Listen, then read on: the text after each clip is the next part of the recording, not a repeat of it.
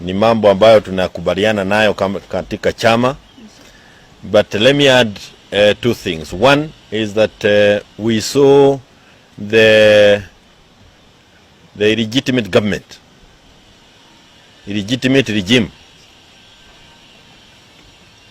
take away the security or reduce, downgrade the security of the former head of state, and by extension to even families of heads of state. I want you to find out what is happening to even the former President Kibaki's detail, and whatever it was that was provided to him, find out. We also are aware that they started tinkering with it a while ago, and this is clearly an overreach. There is a limit beyond which people can bear, and we think they are getting very close to that limit. Downgrading the security of the head of state because of their own reasons is something that we cannot take kindly, and we do not want that line of behavior continued. Number two,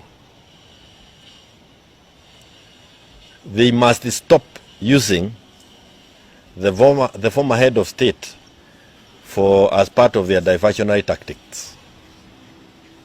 They came into office illegitimately, and they have clearly failed to manage the affairs of this country. And they are using every opportunity they can imagine to divert the attentions of Kenyans. Hii ushuru wamepadisha kila kona, na imewakalia wa Kenya mpaka hakuna Mkenya ambaye halii leo.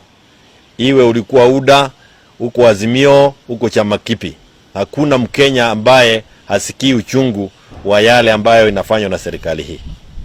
Lakini they don't want to address the issue of the taxes, the overburdening of Kenyans by overtaxing them. They want to divert our attention to the former head of state.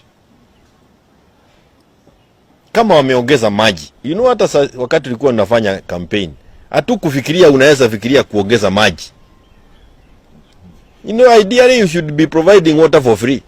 Hapa ni kuongeza maji. Nasikia hata chumvi wameongeza. Hii ni kitu ya maajabu.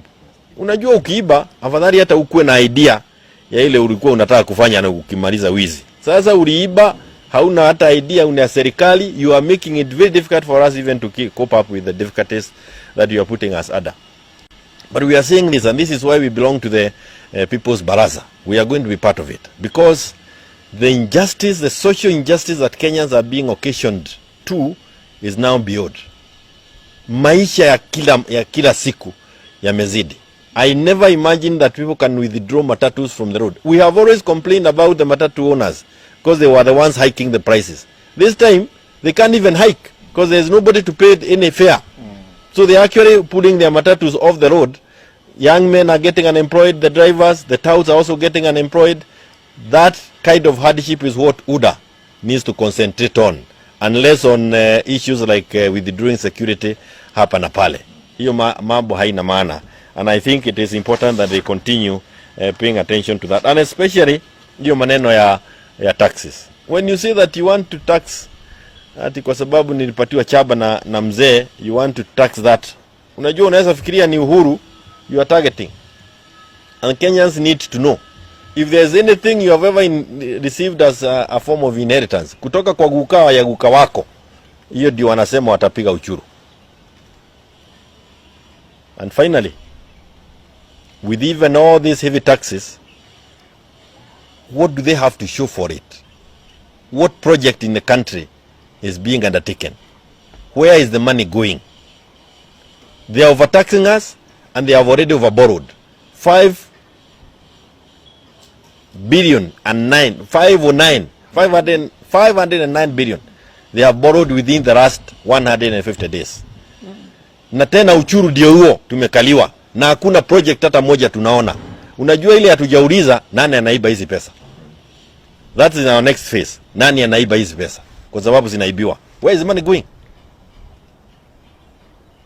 Right now I can give the name of a police officer who is stuck in India. Now before, NHIF was paying for them. Today even the police officers are not getting the proper cover from NHIF. The teachers the same. There is a teacher who was released from Nanyuki the other day. Jana alikuwa apasuliwe tubo, lakini NHIF cannot pay. Amewaambiwa aondoke. So something is not right with this government. Now that is why I want to thank these members of Nairobi branch. They have led the Jubilee Party for the last known number of years, and they are still doing it, and will continue doing the same.